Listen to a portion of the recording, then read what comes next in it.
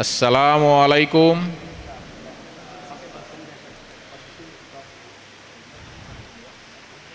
সম্মানীয় সভাপতি মশাই, আচ্ছা একটা কথা আমি জিজ্ঞেস করে নিই, আপনাদের কোন ভাষা ভালো হবে, Bangla, Assamese, Hindi?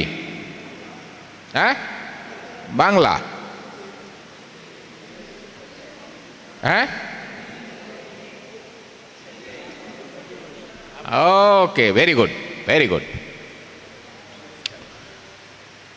I express my thanks to the organizers first, the Focus India, who invited us and you all.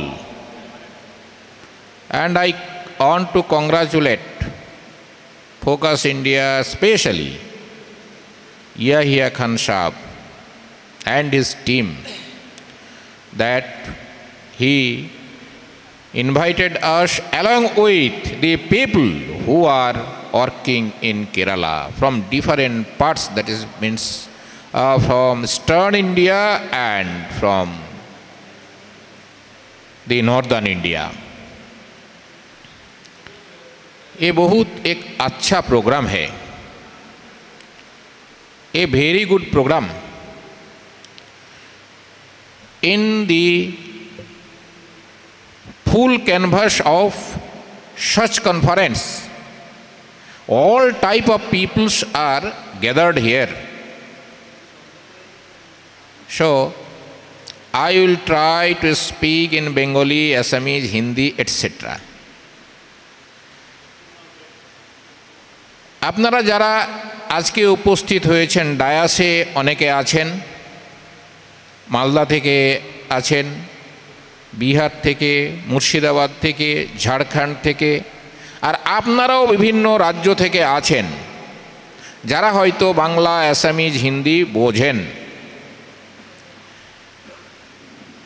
সবচাইতে যেটা ভালো কথা আমার মনে হয়েছে সেটা হচ্ছে এই আজকের এই আলোচনা বা আয়োজন, এইটা মূলত নবুয়তি কাজের প্রথম পদক্ষেপ। নবী সাল্লাম যখন প্রথম কাজ আরম্ভ করেন, তার সাথে কিন্তু বড় বড় সমাজপতিরা আসেনি, এসছিল সাধারণ মানুষ, ইবনে সাবিল বলা হয় তাদেরকে। এই সমস্ত মানুষদের নিয়ে তিনি গড়ে তুলেছিলেন একটা দল, আর তাদেরকে নিয়ে ইসলামের আলো সারা পৃথিবীতে ছড়িয়ে দিতে পেরেছিলেন। আস্তে আস্তে উপর তবকার লোকেরা, people from higher echelon or group came to the fold of নবী সাল্লাম। সেই প্রথম দিকের আন্দোলন যাদেরকে নিয়ে শুরু করেছিলেন, তারাই সারা পৃথিবীতে ইসলামের আলোটা ছড়িয়ে দিতে পেরেছিল।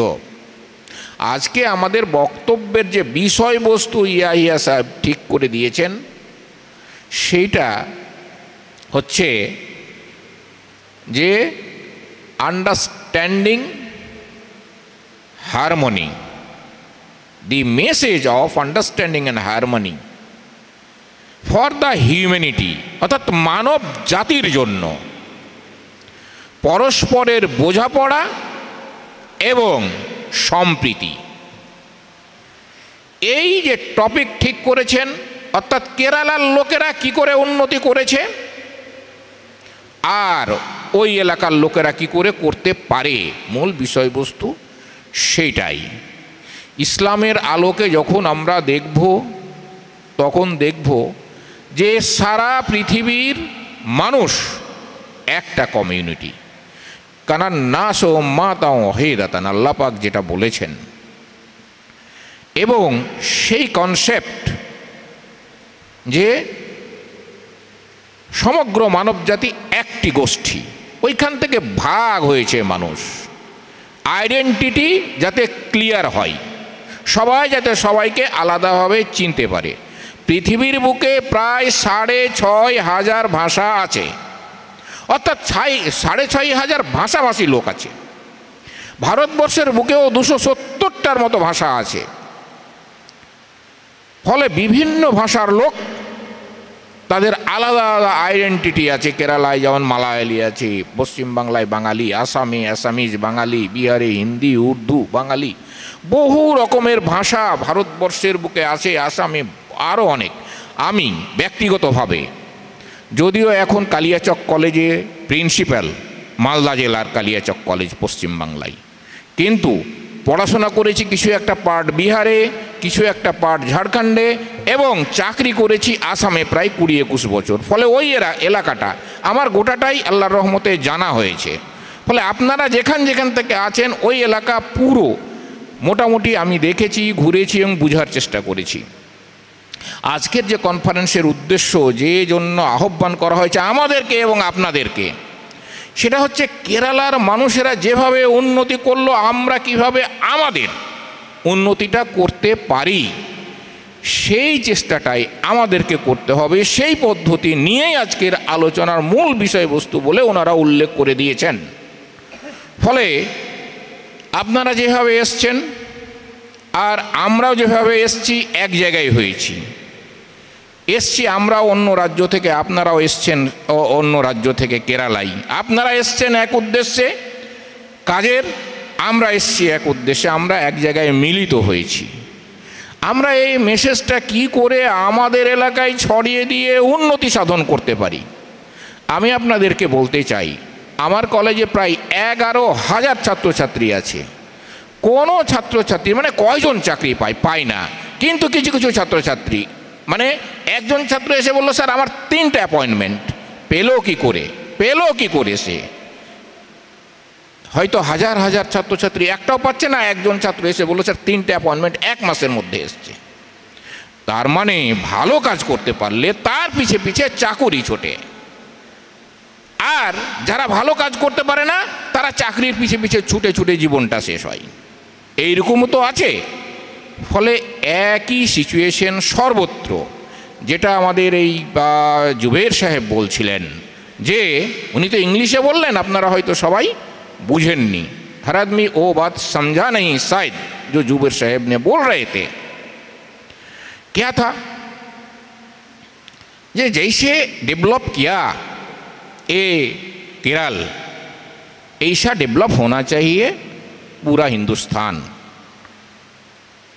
तो हम कोशिश करने से हो पाएगा, sure, I am sure about it. लेकिन कोशिश हम कैसे करेंगे, यही है बात। मैं वही बात करेंगे आज। उन्होंने फिर भी बताया education, and I want to tell that quality education. Education এত সুন্দর করে আমাদের নিতে হবে, সেই এডুকেশন আমাদেরকে এগিয়ে দেবে। কিন্তু সেই এডুকেশনটা রিয়েল এডুকেশন, ভালো এডুকেশন, ভালো শিক্ষা হওয়া চাই।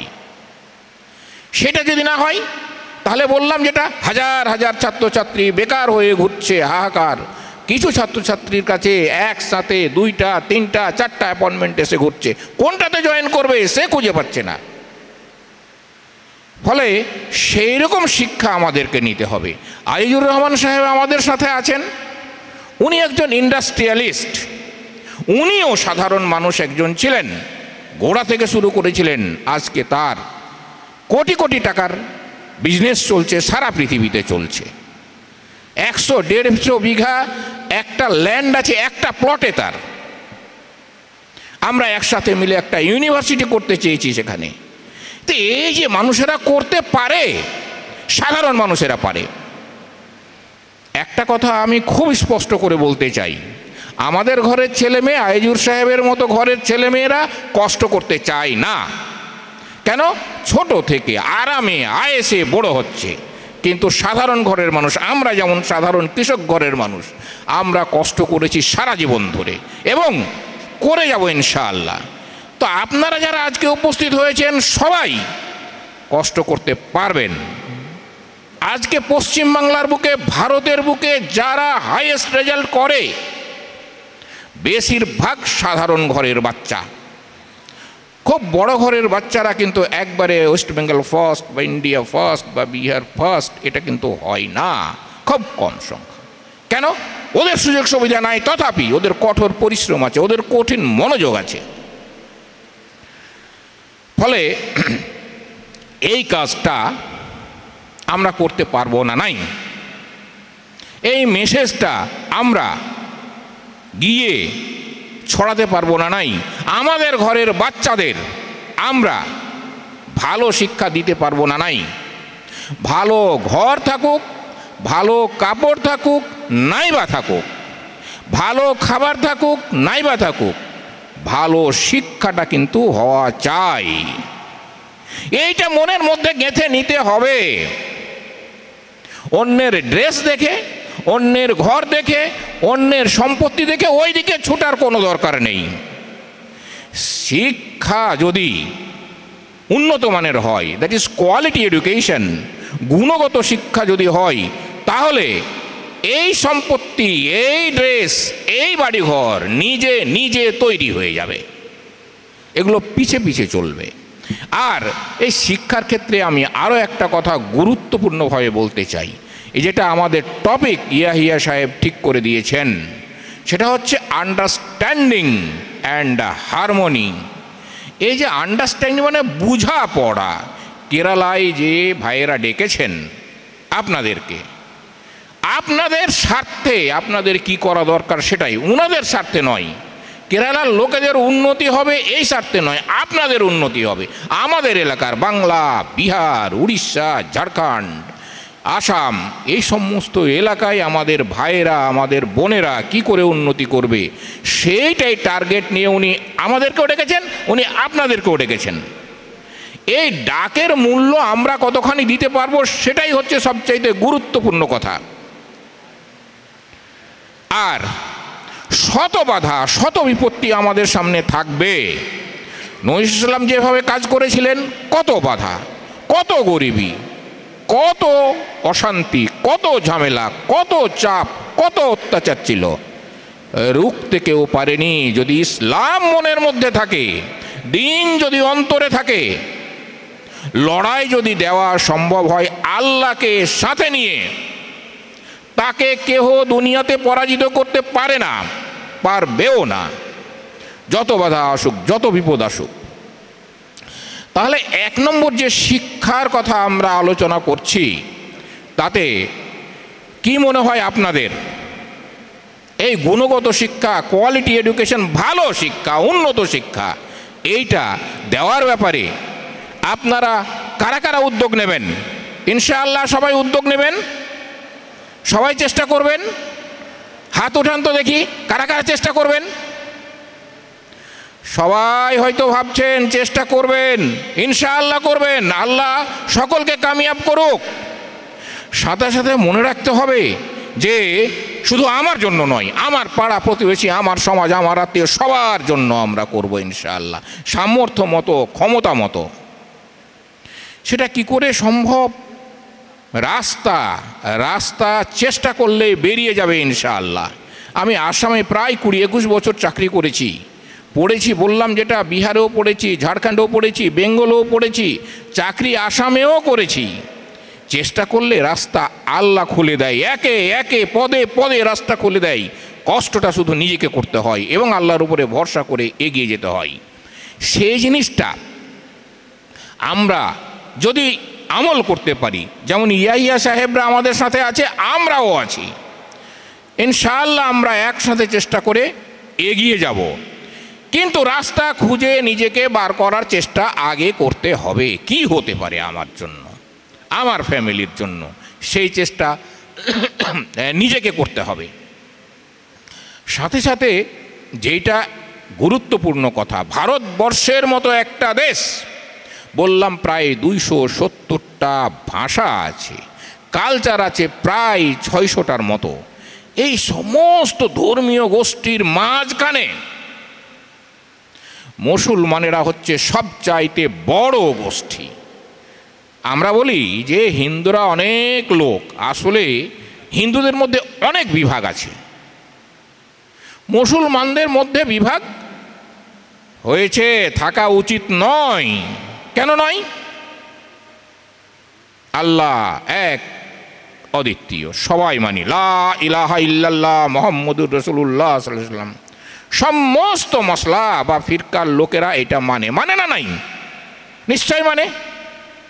এক আল্লাহ, এক রসুল, এক কোরআন, এক জান্নাত, এক জাহান্নাম, এক হাসর, ঠিক কিনা? ফলে বাকি ছোট ছোট যে মশলা আছে, ছোট দাড়ি বড় দাড়ি, হাত তোলা না তোলা, জোরে আমিন বলা না বলা, এইসব নিয়ে মাথা ব্যথা করা যাবে না।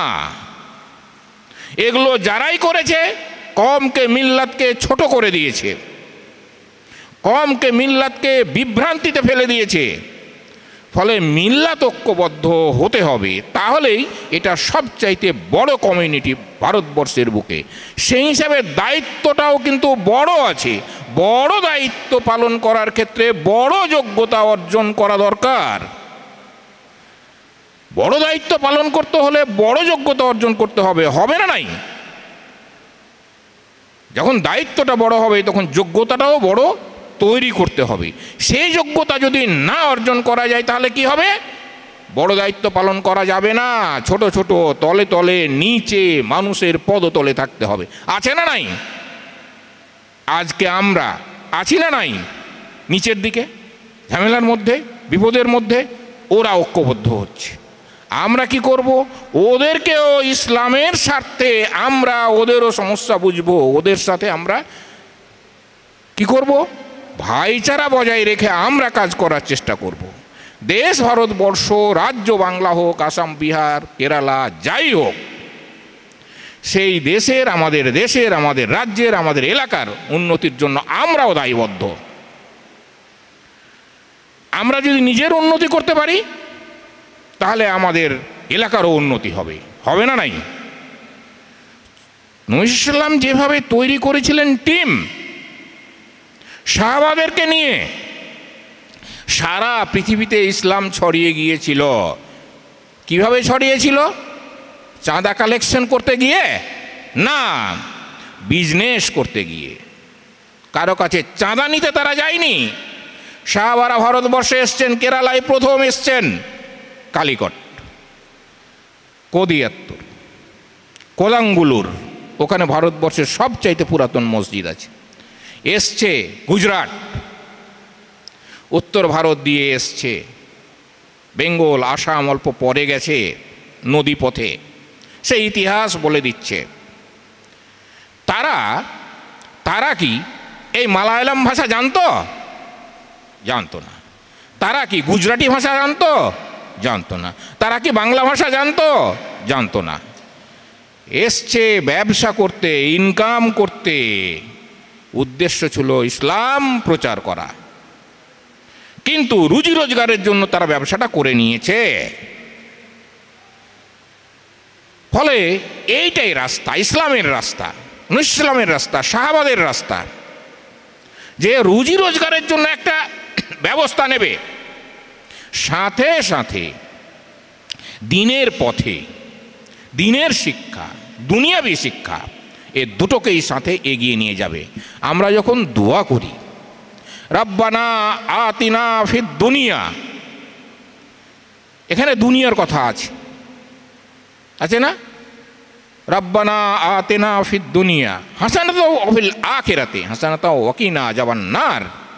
দুনিয়া এবং আখিরাত এই দুটোই আছে, সাথে সাথে চলতে হবে, সাথে সাথে চলতে হবে। দুনিয়ায় জীবিকা অর্জনের জন্য রাস্তা তৈরি করতে হবে, সাথে সাথে আখিরাতে মুক্তির জন্য দিনের কাজ করে যেতে হবে, দিনই চরিত্র গড়ে তুলতে হবে। এই চরিত্র যদি গড়ে না ওঠে তাহলে দুনিয়ারও কাজ সফল হবে না, দিনের কাজও সফল হবে না। আমি একটা খবর বলি আপনাদের। ও কি খবর?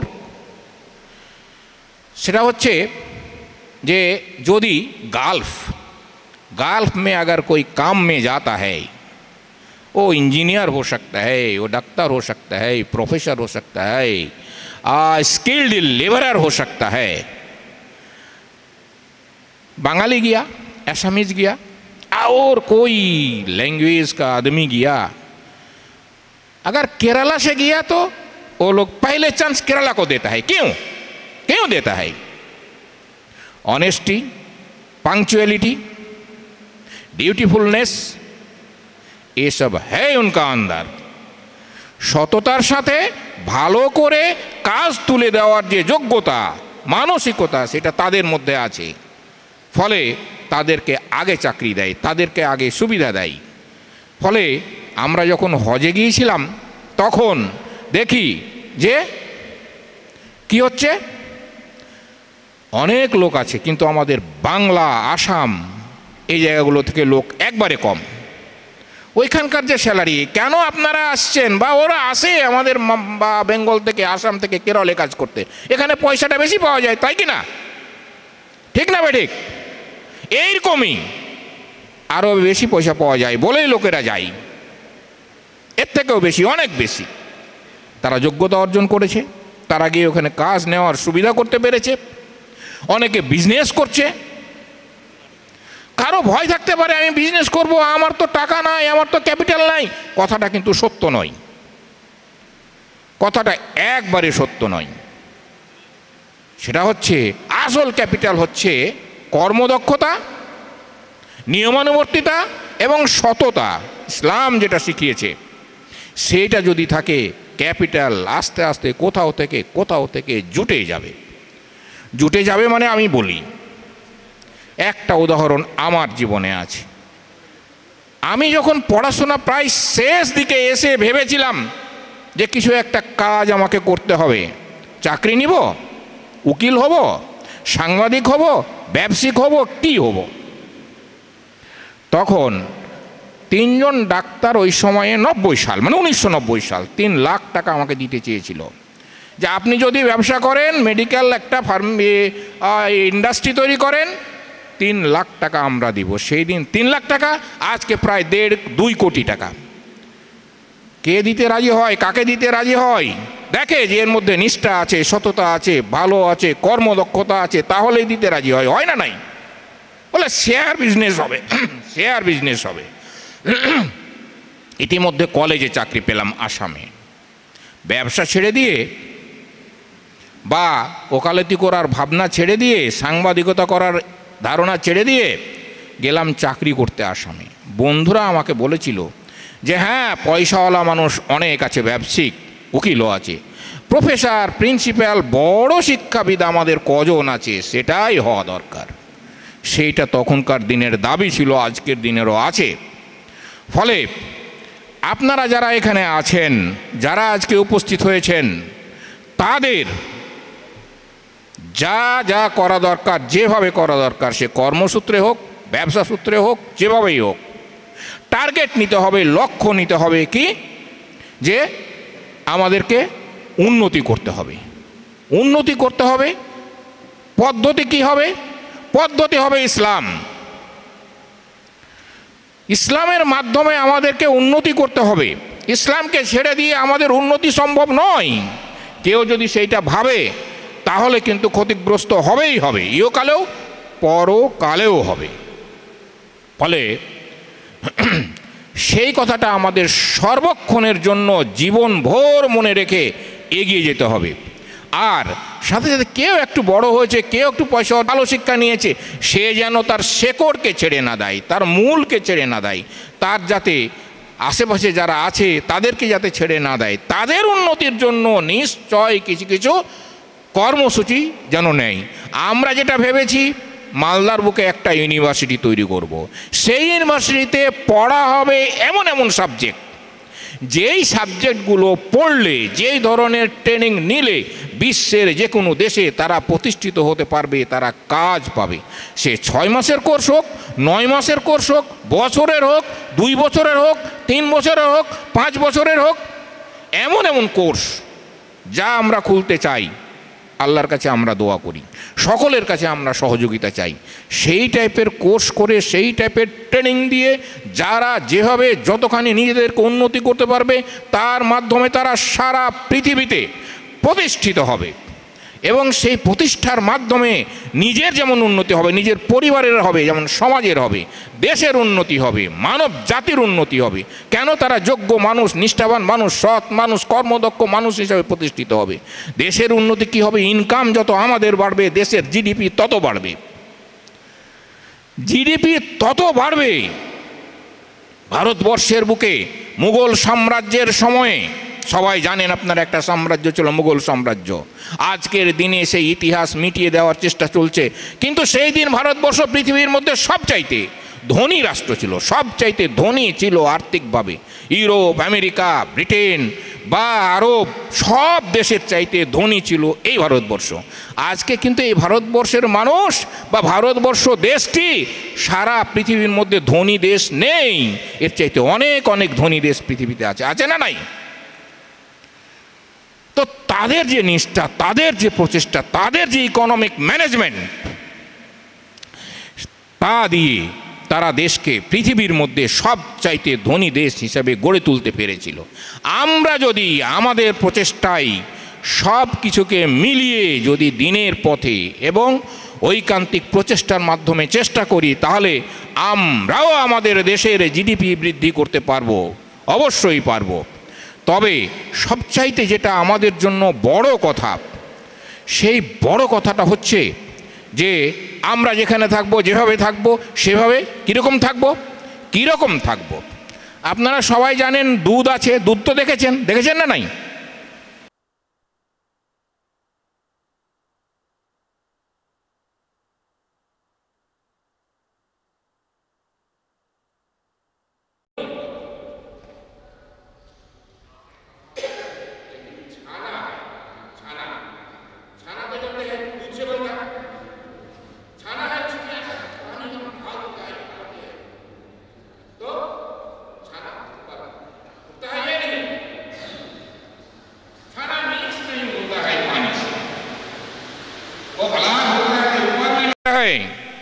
तो हमें जो कोशिश करना है वो छाना बनना है, दूध नहीं रहना है।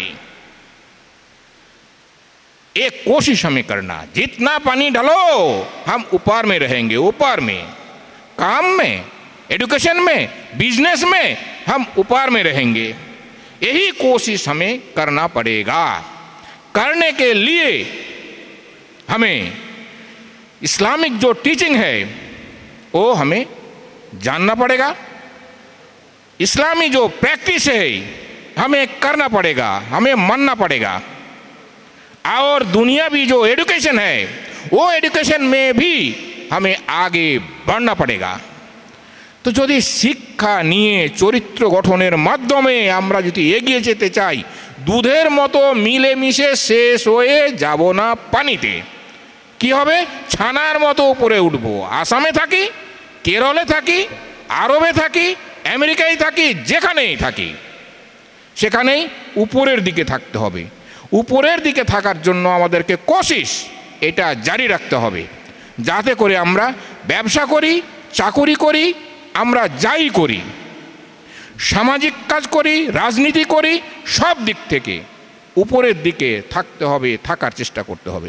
আল্লাহ যাতে আমাদের সকলকে উপরে ওঠার তৌফিক দান করেন, আল্লাহ যাতে আমাদের সকলকে জান্নাত নসিব করেন, আল্লাহ যাতে আমাদের সকলকে রাস্তা দেখিয়ে দেন তার পথে দুনিয়াতে এবং আখিরাতে মুক্তির জন্য এক বড় রাস্তা, রাজপথ দেখিয়ে দেন।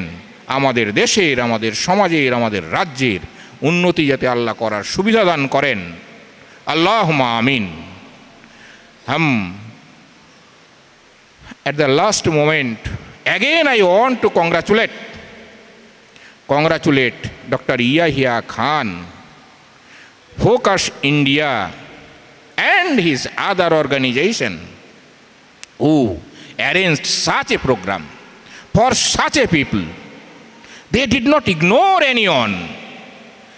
They wanted to assemble everyone in a same fold for the development of different type of people. And I want to express my thanks. Along with, I want to promise that I will support them, their activities, their purpose all along in my life. Thank you all. Assalamu alaikum.